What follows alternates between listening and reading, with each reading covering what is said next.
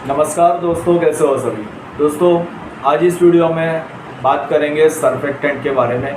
Surfactant क्या होता है, कौन कौन से प्रकार के सर्फेक्टेंट होते हैं और इनका जो मूल काम होता है ये किस प्रकार से होता है, इसके बारे में बात करेंगे। आप लोगों ने कई बार ऐसा सुना होगा कि ये एनियोनिक सर्फेक्टेंट है, कैटायोनिक सर्फेक्टेंट है, आयोनिक सर्फेक्टेंट है। तो ये असल में होता क्या है, एनियोनिक सर्फेक्टेंट किसे कहा जाता है, आयोनिक सर्फेक्टेंट किसे कहा जाता है और कब इसका उपयोग आप कर सकते हो, इसका इस वीडियो में मैं थोड़ा सा आपको जानकारी दूंगा। एनियोनिक सर्फेक्टेंट, कैटायोनिक सर्फेक्टेंट, टोटल 4 प्रकार के सर्फेक्टेंट होते हैं और इनके क्या क्या किस प्रकार से इनका वर्क प्रोसेस होता है इसके बारे में हम थोड़ा सा इस वीडियो में समझेंगे। क्योंकि आगे जो मैं वीडियो केमिकल इन्फॉर्मेशन के बारे में मैं और भी वीडियो लाऊंगा तो उसमें मैं सर्फेक्टेंट बताऊंगा कि ये एनियोनिक सर्फेक्टेंट है या कैटायोनिक सर्फेक्टेंट है, तो आपको आसान पड़ेगा कि एनियोनिक सर्फेक्टेंट किसे कहा जाता है और कैटायोनिक सर्फेक्टेंट किसे कहा जाता है। और इसी के साथ मैं एक और चीज़ बताना चाहता हूँ, अगर आपको फॉर्मुलेशन बुक चाहिए, केमिकल इन्फॉर्मेशन बुक चाहिए या फिर हमारी कंप्लीट ट्रेनिंग कोर्स अगर आप ज्वाइन करना चाहते हो तो मुझे दिए हुए नंबर पर संपर्क कर सकते हो। यहाँ पे आपको मैं पूरी प्रोसीजर सिखाऊंगा। हमारी जो ऑनलाइन ट्रेनिंग कोर्स है इसमें केवल प्रोडक्ट बनाना नहीं सिखाया जाता है, साथ ही साथ प्रोडक्ट को मार्केट में प्राइस के अकॉर्डिंग सेट कैसे किया जाता है ये चीज़ का भी एक सेपरेट पोर्शन है, पूरा एक चैप्टर है, वीडियो है। जैसे कि अगर आप प्रोडक्ट बना रहे हैं, आपकी कॉस्टिंग कितनी आ रही है ये आपको परफेक्टली समझ में आ जाए और आपको मार्केट में उससे कम प्राइस पे अगर प्रोडक्ट को लॉन्च करना है या फिर आपकी जो कॉस्टिंग आ रही है वो प्राइस पे आपको मार्केट में सेल करना है, तो उससे कम में अगर आपको प्रोडक्ट बनाना है तो उसके फॉर्मुलेशन को आप किस प्रकार से सेट कर सकते हो, ये सारी थियरी प्रोसेस मेरे ट्रेनिंग कोर्स में है। इसकी फ़ीस 8,000 रुपये। अगर आप ऑनलाइन ट्रेनिंग ज्वाइन करना चाहो तो मुझे दिए हुए नंबर पर संपर्क कर सकते हो, ठीक है। तो शुरू करेंगे आज का वीडियो हमारे सर्फेक्टेंट के बारे में।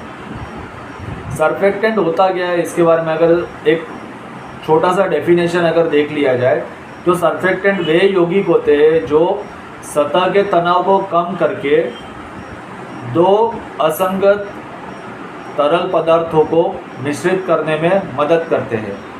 इसका ये डेफिनेशन है। इसका सिंपल एक अर्थ इस प्रकार से निकाला जा सकता है कि कई बार हमारे पास कुछ ऐसे केमिकल होते हैं जो आपस में रिएक्शन नहीं कर पाते हैं, वो एक दूसरे के विपरीत होते हैं, उनको मिक्स करने के लिए सर्फेक्टेंट का उपयोग किया जाता है। ये कौन कौन से केमिकल होते हैं, कब होगा, ये आगे की प्रोसेस में भी मैं बताऊंगा कौन से 2 केमिकल है या फिर कौन सा केमिकल है जो किस केमिकल के साथ ये डाइल्यूट नहीं होता। तो वहाँ पे जब हम सर्फेक्टेंट का उपयोग करते हैं ये उस चीज़ को डाइल्यूट करने में भी हेल्प करता है और साथ ही साथ सतह का जो तनाव होता है, मतलब कि जो गंदगी वगैरह होती है उसको साफ़ करने में भी ये हेल्प करता है। इसके लिए इसको सर्फेक्टेंट कहा जाता है।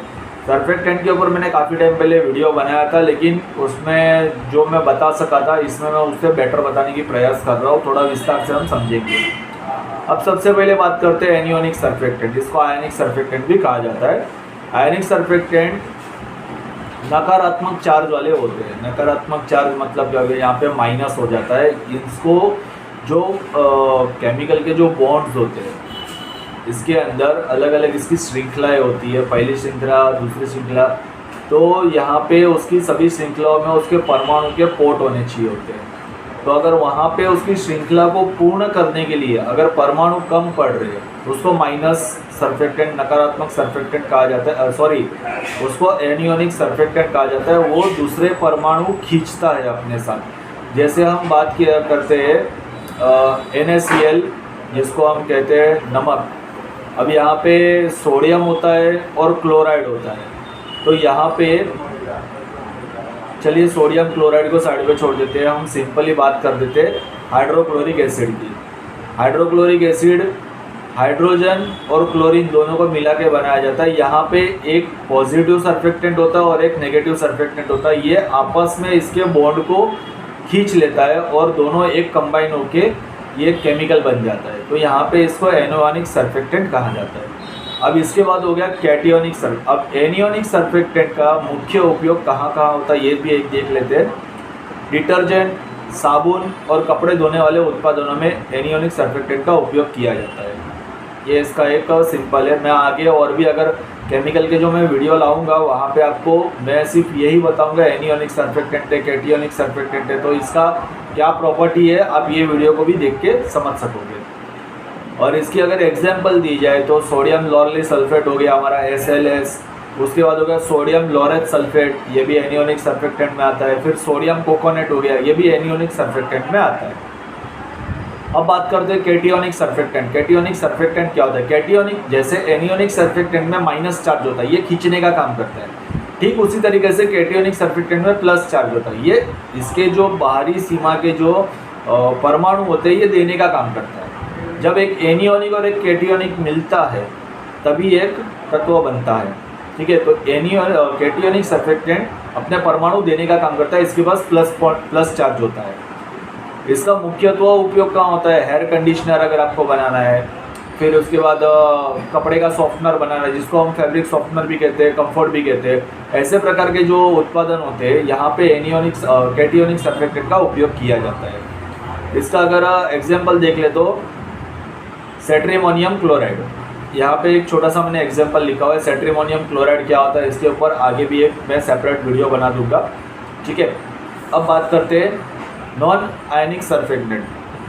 आपने मुख्य तो ये तीन नाम ही सुने होंगे, एनियोनिक सर्फेक्टेंट, कैटियोनिक सर्फेक्टेंट और नॉन आयनिक सर्फेक्टेंट। अब यहाँ पे बात करते हैं नॉन आयनिक सर्फेक्टेंट।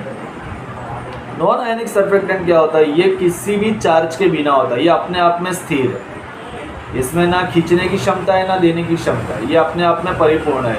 अगर यहाँ पे बात की जाए जैसे हो गया हमारा NaCl, जिसको हम नमक कहते हैं, यहाँ पे कोई भी परमाणु नहीं होते, Na और Cl ये दोनों मिक्स होके ये कंप्लीट बन चुका है।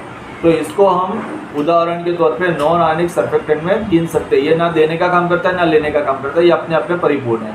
तो जो अपने आप में परिपूर्ण होते हैं उनकी गिनती नॉन आयनिक सर्फेक्टेंट में होती है, ठीक है।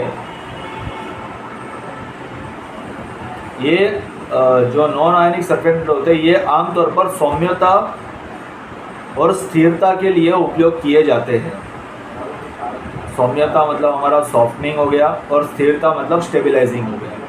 यहाँ पे नॉन आयनिक सर्फेक्टेंट का उपयोग किया जाता है। अगर इसकी एग्जांपल देख ले तो पॉलीइथाइल ग्लाइकोल ये इसका एक सामान्य उदाहरण है, ठीक है।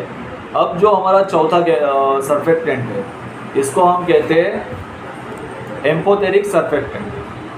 एम्पोथेरिक सर्फेक्टेंट मैं यहाँ पे जो सब कुछ मैं वीडियो में बता रहा हूँ, मैं साइड पे ये जो मैंने लिखा हुआ है इसका मैं एक छोटा छोटा सा फ़ोटो भी मैं ऐड कर दूंगा, तो आपको समझने में थोड़ा आसानी भी हो जाएगा। अभी एम्पोथेरिक सर्फेक्टेंट क्या होता है, ये बहुत ही अच्छा चीज़ है।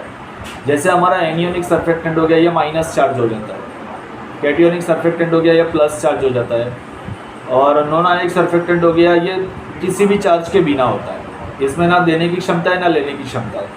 लेकिन एम्पोथेरिक सर्फेक्टेंट होता है ये दोनों ही चार्ज साथ में रखते चलता है, इसमें देने की क्षमता भी है और लेने की क्षमता भी है, इसमें सकारात्मक चार्ज भी है और नकारात्मक चार्ज भी है। ये स्थिति के अनुकूल अपने चार्ज को बदल सकता है। जैसे अगर खींचने की क्षमता चाहिए तो खींचना शुरू कर देगा और देने की क्षमता चाहिए तो देना शुरू कर देगा। ये दोनों चार्ज साथ में लेके चलता है, जो स्थिति के अनुसार बदल सकते हैं। अब इसका सामान्यतः उपयोग अगर देखा जाए तो सौम्यता और त्वचा के अनुकूल होता है, मतलब ये सॉफ्टनर भी है और स्किन को फ्रेंडली भी होता है। तो जैसे हमारे कॉस्मेटिक प्रोडक्ट्स होते हैं इसमें खास करके इसका उपयोग किया जाता है, ठीक है। और अगर इसकी बात की जाए एग्जाम्पल के तौर पे तो बीटेन हो गया, उसके बाद CAPP हो गया, कोक-एमिडो प्रोपाइल बीटेन, ये सारे एम्पोथेरिक सर्फेक्टेंट में आते हैं।